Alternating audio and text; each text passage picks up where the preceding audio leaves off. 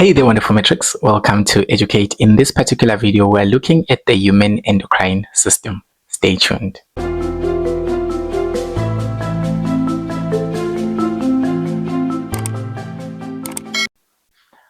So, in your body, we have got two main systems that are responsible for responding to the outside environment.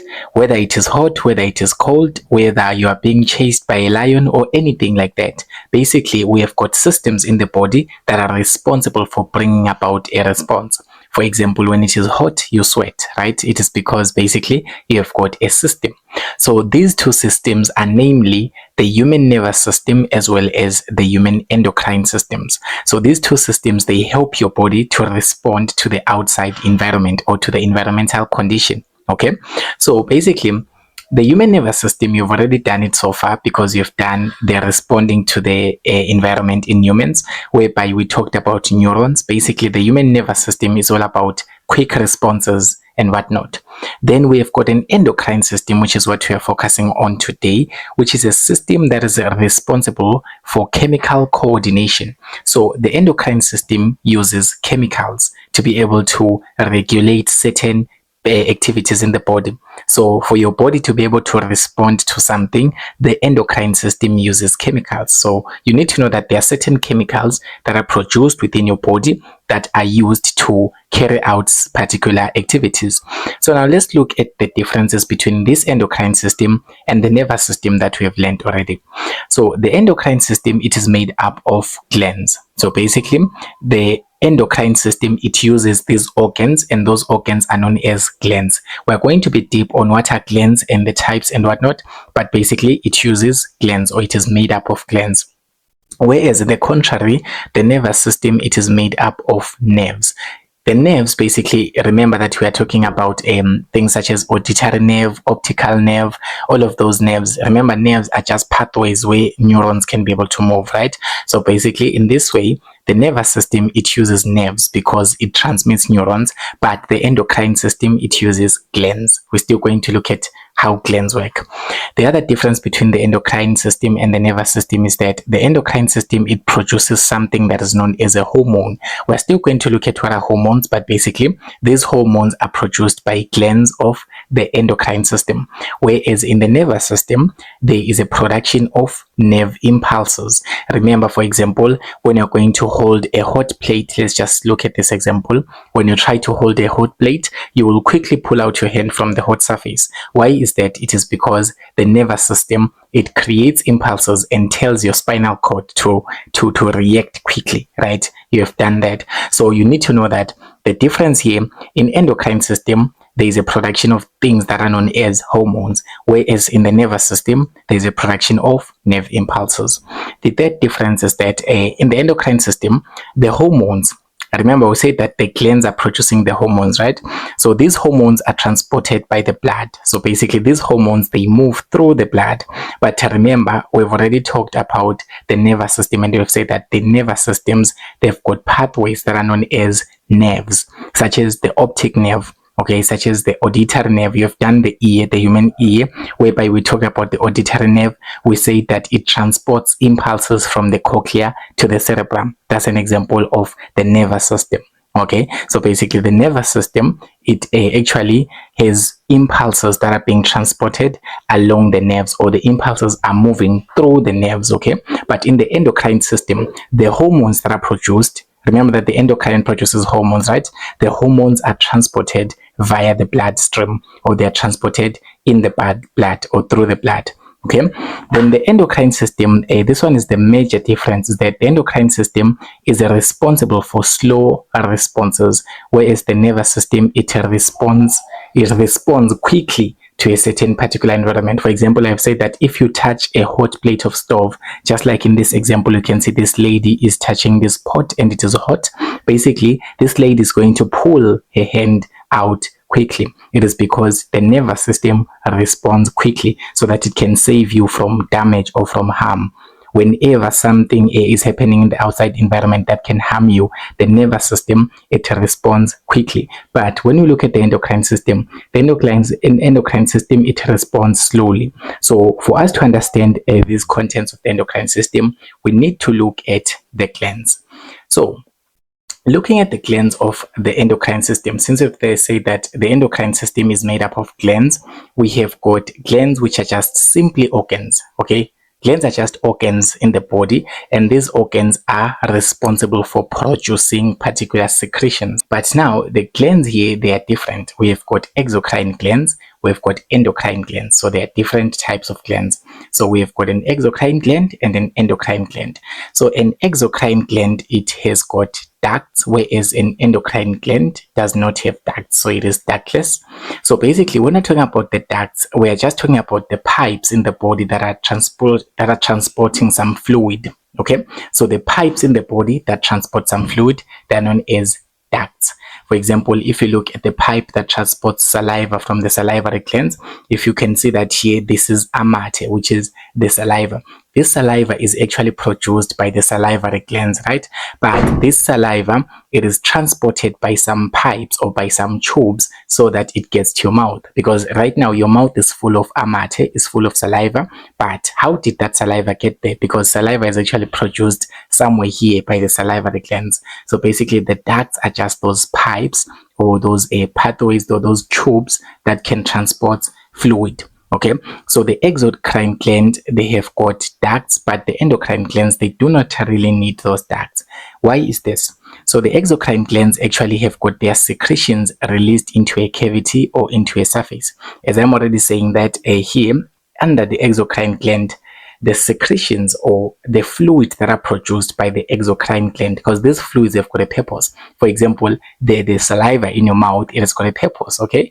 So basically, these glands, they are producing fluids that have got a purpose in your body to do something. So basically, these secretions are released into a cavity or they are released into a surface. Basically, here, this is just trying to describe a duct in simple terms, okay? So basically, if we take, for example, this is the salivary gland. So let's just say this is the salivary gland, so it produces saliva, which is amate, okay? And then so this saliva, it has to be transported by some pipe which is known as a duct. So it means that the salivary gland is an exocrine gland because its secretions or its the things that are produced by the salivary glands or the fluid that is produced, it is to be transported via ducts, okay? Or it is released into a cavity. A cavity is just an open space or a hollow space. But in simple terms, I'm just talking about a pipe here, okay? Just like here, you can see in your nose, for example, this person, you can see that this is something coming from your nose.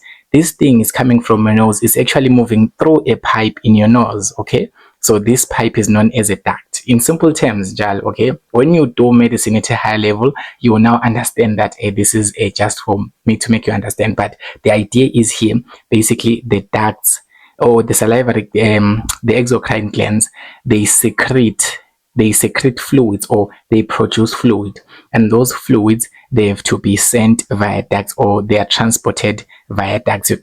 You can see that this is mucus. You can see that this is mucus, which is amaphenula, right? So amaphenula, they're actually coming from a certain gland, okay? And that gland is transporting them via the duct. So it's known as an exocrine gland because it secretes its secretions are released into a cavity or into a duct in simple terms.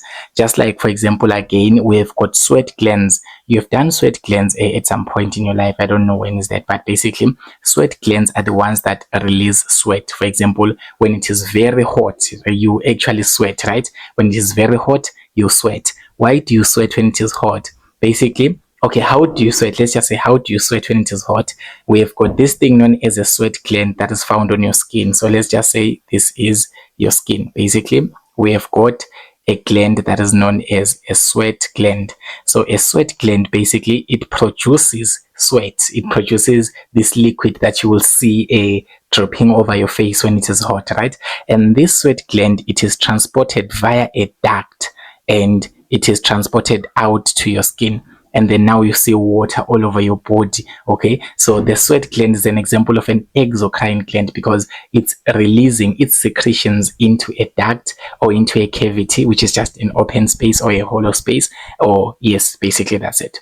But the endocrine glands, they are ductless. So when we're talking about endocrine glands, we are never going to talk about ducts and all of those cavities, because the endocrine glands actually release hormones. Okay, so the endocrine glands, they secrete hormones, so their secretions are hormones. So those hormones are released into the bloodstream. We've already said that the difference between the nervous system and the endocrine system is that here the hormones that are transported in the endocrine system, they are released into the bloodstream. So the endocrine glands, basically endocrine just simply means inside the blood.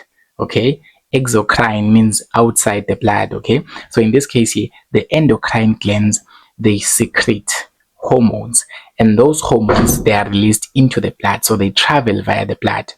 Make sure that you understand the difference here. The exocrine glands, their fluids or their secretions, they travel via a cavity or into a duct or whatever. But at the endocrine glands, the hormones, they are released into the bloodstream, because they will be traveling via the bloodstream. So for example, here we've got example at the pancreas. The pancreas, it releases a hormone that is known as insulin. Okay, so the pancreas is an example of an endocrine gland because it releases the hormone insulin. But by the way, the pancreas can act as both exocrine gland and endocrine gland. So it means it has got two functions. If you did a grade 11, you need to remember that the pancreas basically it releases or it secretes pancreatic juice. So it secretes pancreatic juice that is used for digestion. So basically the pancreas, it produces or it secretes a pancreatic juice that is used for digestion, right? But at the same time, the pancreas also secretes the two hormones, which are insulin. So it's insulin and glucagon. It's just an example, something that you must remember from your grade 11. So the pancreas can act as both an exocrine gland and an endocrine gland, because it can secrete some pancreatic juice, which is just a fluid that will travel via a duct. Okay, that will travel via a pipe, normal a duct in this case, and that is known as a pancreatic duct, by the way. All right, or it can secrete or it can produce hormones, and hormones, remember we say that the hormones, they're transported via the blood.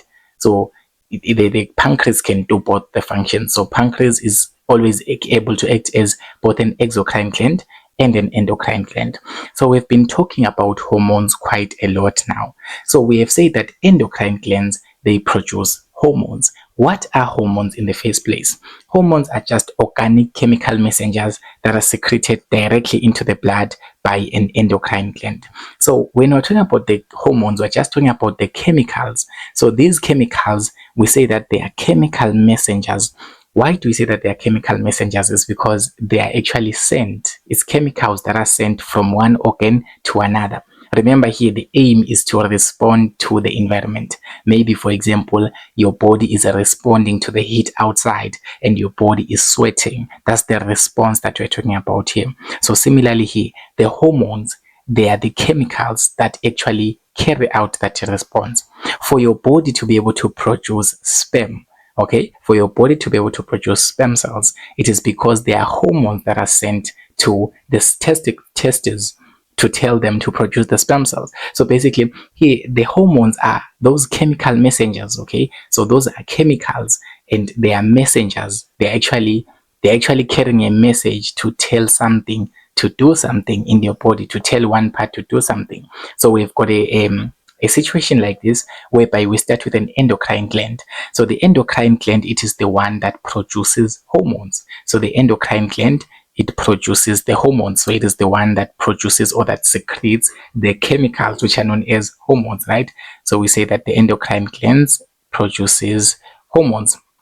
And then those hormones, they are secreted directly into the blood, or they are actually sent directly into the blood, because remember I said that the hormones, they travel through the bloodstream. The hormones, they cannot travel as a duct. You can never see a hormone coming out from your nose or something like that, or a hormone coming out like saliva from your mouth. No, the hormones, they always travel via the bloodstream. Okay, but yeah, the hormones basically, yes, they travel via the bloodstream. So here, the endocrine gland, it produces a hormone into the blood, right?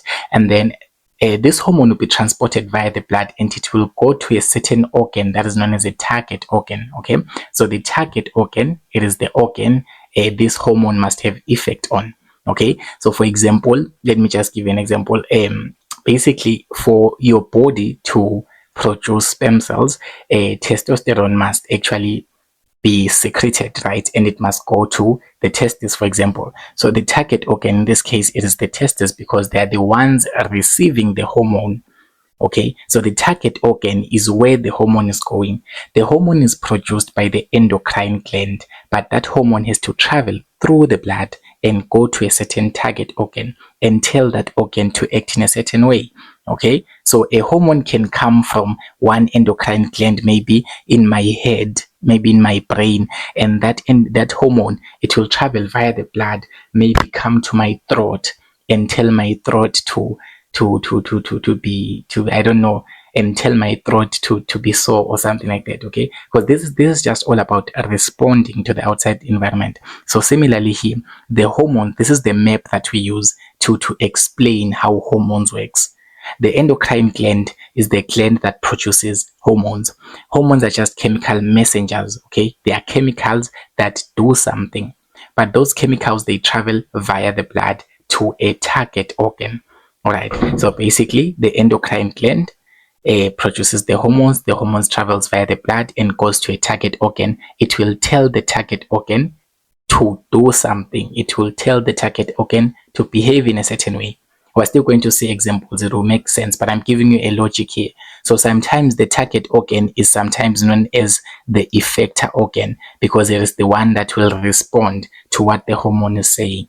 Okay, so what are these? Why are these hormones even being secreted? The functions of the hormones are the following. The hormones are responsible for reproduction, for growth and development. So for you to be able to develop to be a full human as you are, there are certain chemicals which are known as hormones that were sent to your body, to different parts or to different targets, parts of your body, so that you can be the way that you look like. Okay, so they are also responsible for maintaining a constant internal environment that is known as homeostasis, and they're also responsible for regulating metabolism. Metabolism is just all about the cell producing energy, so they're able to make the cell to produce they control the production of the energy by the cells. You've done this in grade 11, cellular respiration, right? So now from here, we can now look at the examples of endocrine glands and the hormones that they produce in the body. So we look at the human body here, starting from the brain. We're going to start from top to bottom and look at each and every gland that we have. So we start with this gland that is found in the brain, the endocrine gland that is found in the brain, that is known as the pituitary gland. So the pituitary gland is otherwise known as the master gland. So the pituitary gland, its nickname is master gland. So this is the master gland.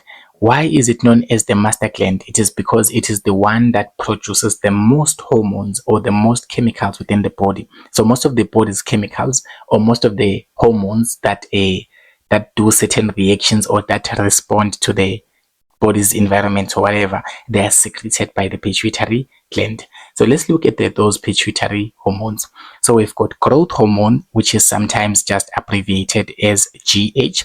Growth hormone is responsible for stimulating the growth of long bones and muscles, because basically you can hear the word growth hormone. So for you to be able to grow, you see a baby is young. For the baby to be able to grow to my size, for example, they need hormones, and that hormone is known as the growth hormone, as the word says, growth, right? So the growth hormone is all about stimulating the growth of the long bones as well as the muscles. So the growth hormone, it goes to each and every bone, elinye tambo, and what will happen? It will make it to become bigger and grow and grow. That's why when you grow big, you become a bit tall and whatnot. That's because the growth hormone that is released, that is secreted by the pituitary gland, it is sent to your body to grow your organs to become bigger and bigger and bigger.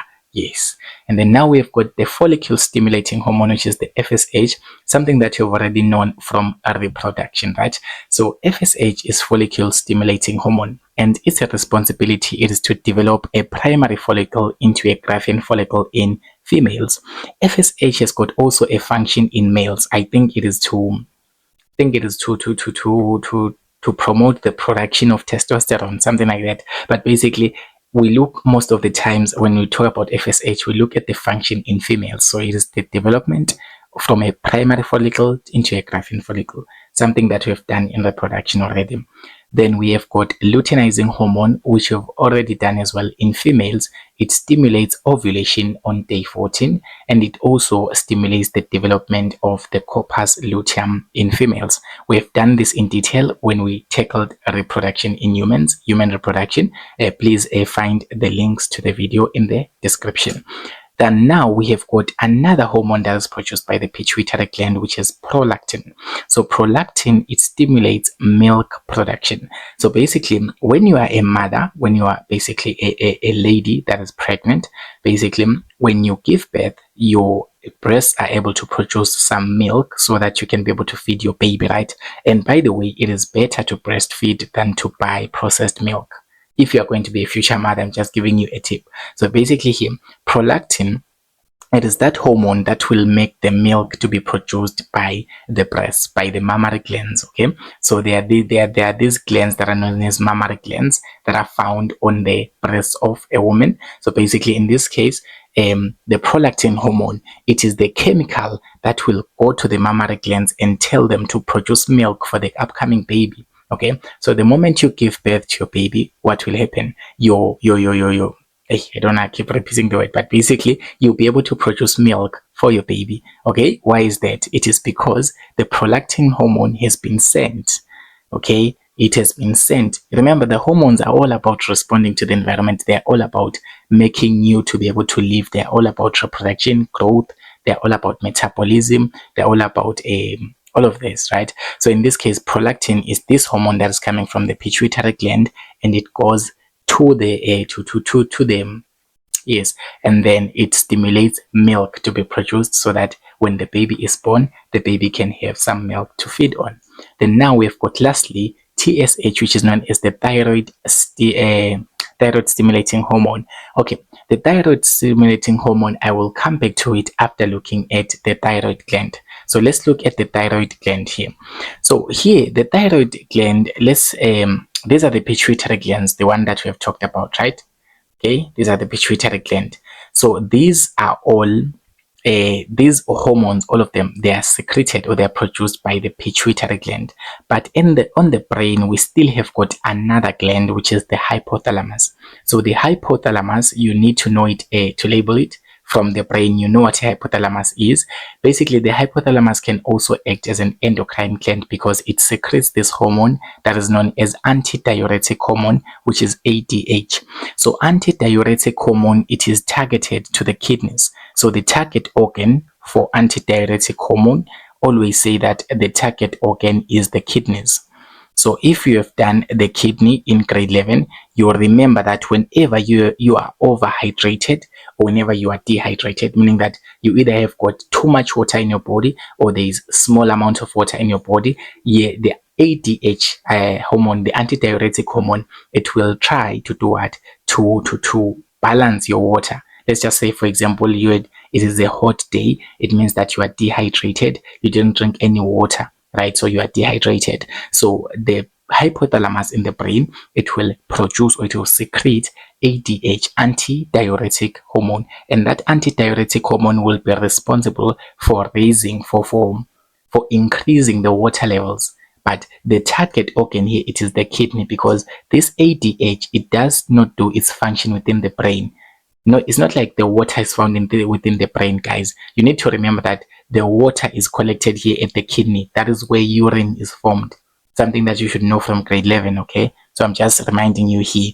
So the ADH hormone, it is produced by this endocrine gland, which is the hypothalamus, but it travels. How does it travel? It travels via the bloodstream and it goes all the way to the kidney. That's the target organ. Okay, and then the kidney is the one that will be able to fix the mess with the water. Maybe it will be able to keep more water, or it will be able to release more water as urine. Okay, so just remember that here the ADH is responsible for controlling the water levels in the body. when you drink a lot of water, too much water, you have to urinate that water, because we cannot have too much water in your body. That what is causing you to urinate that water is the ADH hormone. It's targeted at the kidney. Don't forget that. And then we now look at thyroxine. Thyroxine is just here at the throat. So when you look at the throat here, we have got a thyroid gland. So we have got a thyroid gland. So this is known as a thyroid gland. This endocrine gland, it secretes the hormone thyroxine. So the chemical that is produced by the thyroid gland is known as thyroxine. I repeat again. At the throat here, this is your throat, right? So at your throat, there is a thyroid gland, and that thyroid gland, it produces or it secretes thyroxine hormone. The hormone is known as thyroxine. Okay, and the thyroxine hormone, its main function, it is to control the metabolism. Remember, metabolism is all about how are cells producing energy, all right? It's all about cells producing energy, something like that. So in this case here, the thyroxine is the one that controls metabolism. And most of the times, this thyroxine, it needs iodine. It requires iodine to be activated. So it requires iodine to be activated. So basically, for thyroxine to be activated, or for thyroxine to be able to work well within your body, it requires this micronutrient that is known as iodine. Okay, and then we have we now go back to the TSH. Remember, we skipped it. We said that the TSH, the thyroid stimulating hormone that is produced by the pituitary gland, will skip it, right? So basically, for the thyroid gland to be able to produce thyroxine, TSH will cause it to do that. So basically, TSH is known as thyroid stimulating hormone. Thyroid, this is T for thyroid stimulating hormone. So the thyroid stimulating hormone, it causes or it stimulates the thyroid gland to secrete thyroxine. So basically, for this gland to be able to produce or to secrete or to release thyroxine, what happens? This TSH from the pituitary gland, it will move here from the pituitary gland and go to the thyroid gland and tell it, secrete this hormone that is known as thyroxine. All right, so TSH, it causes or it stimulates the thyroid gland to secrete thyroxine. So here, now let's look at now we are done with this, we are done with this, we are done with it. Now look at the pancreas. We've already talked about the pancreas, that we've said that it's both an exocrine and an endocrine gland. So the pancreas, it releases two hormones, or it secretes two hormones. We have got insulin as well as glucagon. So this is where the pancreas is positioned, and it looks like a leaf. Okay, so the pancreas produces a glucagon as well as insulin. So insulin is just a hormone that reduces the blood glucose levels or the blood sugar levels. So when there are high sugar levels in your blood, the insulin reduces them. Let's say maybe you are a sugar man, you like eating things that are sweet. You go and buy ice cream, cake, you buy wasabi, you buy everything that has got to do with sweetness, right? So you've got a lot of sugar within your blood. So there's a high blood glucose level.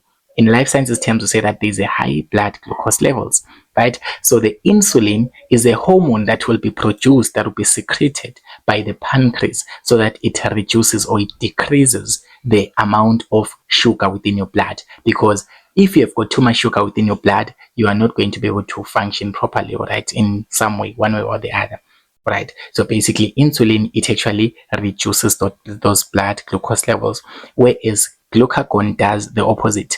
When you have got low sugar levels or low glucose levels of your blood, the glucagon hormone, which is still secreted by the pancreas, what does it do? It increases the blood glucose levels. So when it happens that maybe you didn't eat sugar for quite a lot of time, maybe you didn't eat anything that has got glucose, just to be precise here, you didn't eat anything that contains glucose, you were just probably drinking water for 4 days, which is something that you never do. But basically, let's just say you drank water for 4 days, you didn't even have some sugar. Basically, glucagon can be able to increase the amount of sugar within your blood. So insulin and glucagon, they are both secreted by the pancreas, okay? But they've got opposite functions. The insulin is a hormone that reduces blood glucose levels, whereas glucagon is a hormone that increases blood glucose levels.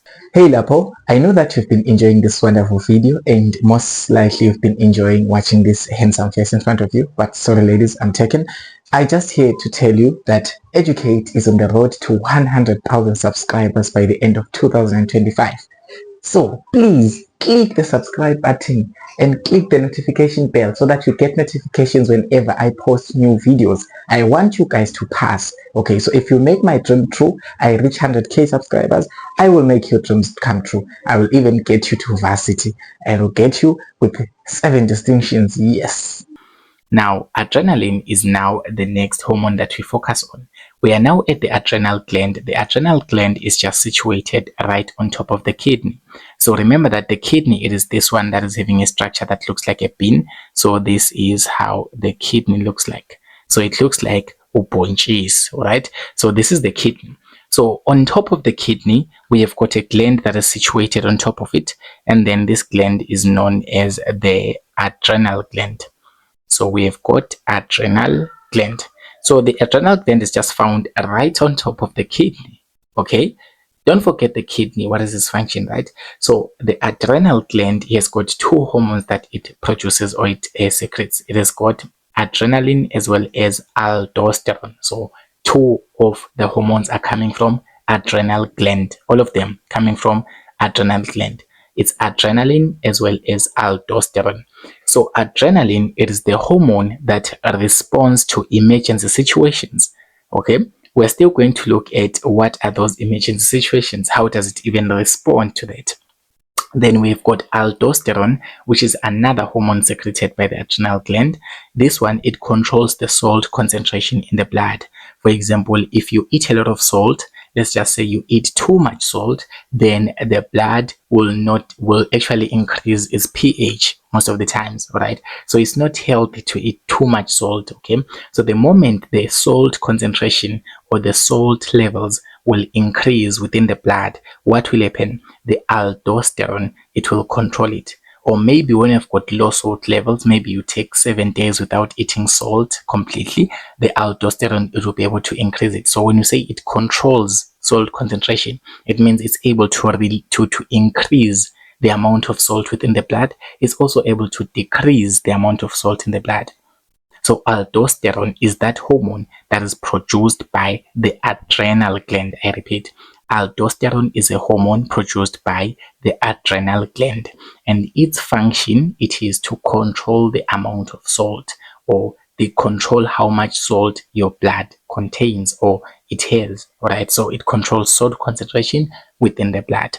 And then estrogen is another hormone that is found in females only. So the estrogen is responsible for thickening the endometrial wall. You still remember that oxygen, the estrogen, that's what it does, right? It is produced by the Graafian follicle, and it goes all the way to the endometrium to make it more vascular, glandular, and enriched with blood vessels. That's what the function of estrogen is. We have done that in reproduction as well. Progesterone is one of them as well, which is the one that maintains pregnancy by doing the same functions as estrogen as well. This progesterone, it is also secreted by the Graafian follicle that is found within, secreted by the corpus luteum, of course, that is found within the ovary. So basically, we say that these 2 are ovarian hormones, okay? These 2 are ovarian hormones.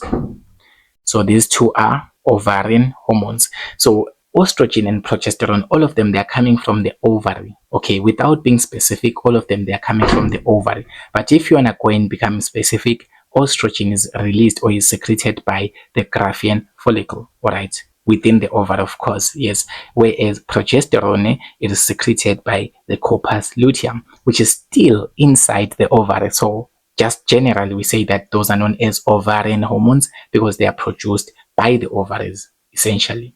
So those are the 2 that we find in females. And for males, we've got this reproductive hormone, which is testosterone. Testosterone it stimulates the production of sperm cells. So it stimulates the production of sperm cells. So males need to produce sperm cells when it is during puberty. Okay, so basically when you are a male, you must produce sperm cells during puberty. So testosterone, it stimulates that production of the sperm cells. It causes the testes to produce sperm cells.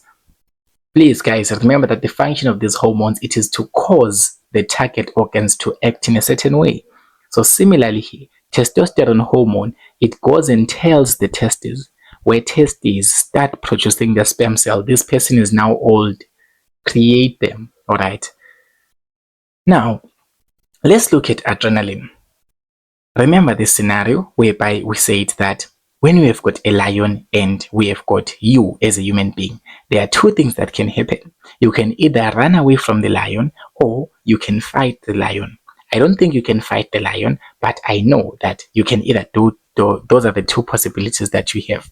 So during an emergency situation, we need adrenaline. So adrenaline is actually that hormone that gives energy for an emergency situation. We usually refer the emergency situation as a fight or a flight action. Why do we say it's a fight or a flight action? Is because when you're in an emergency situation, such as when you are looking at this lion here, you can either fight the lion or you can run away from it. That's why you say it's fight or flight. So you can either fight it or you can run away from it. But where do you get the energy to fight the lion, or where do you get the energy to run away from the lion? Even if you are hungry, if it happens that the lion sees you there and it is hungry, you have to run. Yeah, when most of the times you guys like pretending and you be like, hey, I'm hungry, I cannot even do anything. You like acting. But if it happens that a lion comes right in front of you, the moment you are complaining, yeah, I'm hungry, I'm hungry, I'm hungry, that moment you are going to run. You are going to run, I tell you. But where are you getting that energy? You are getting that energy from it's actually adrenaline hormone that is causing you to have that energy. But how does that cause you to have that energy? Adrenaline has got certain functions and it targets many areas and many organs for it to be able to produce energy for you. So we're going to look at the target areas or the target organs where the adrenaline will be going, and then the functions of that target organ. So looking first at the heart.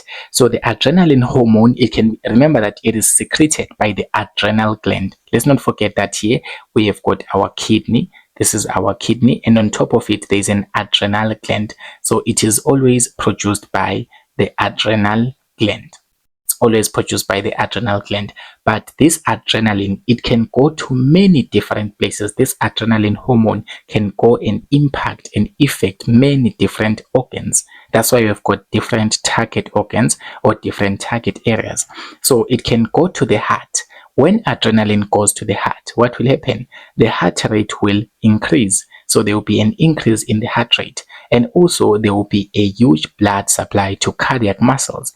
Remember that basically for you to have energy, you need to know that energy is actually carried within the blood.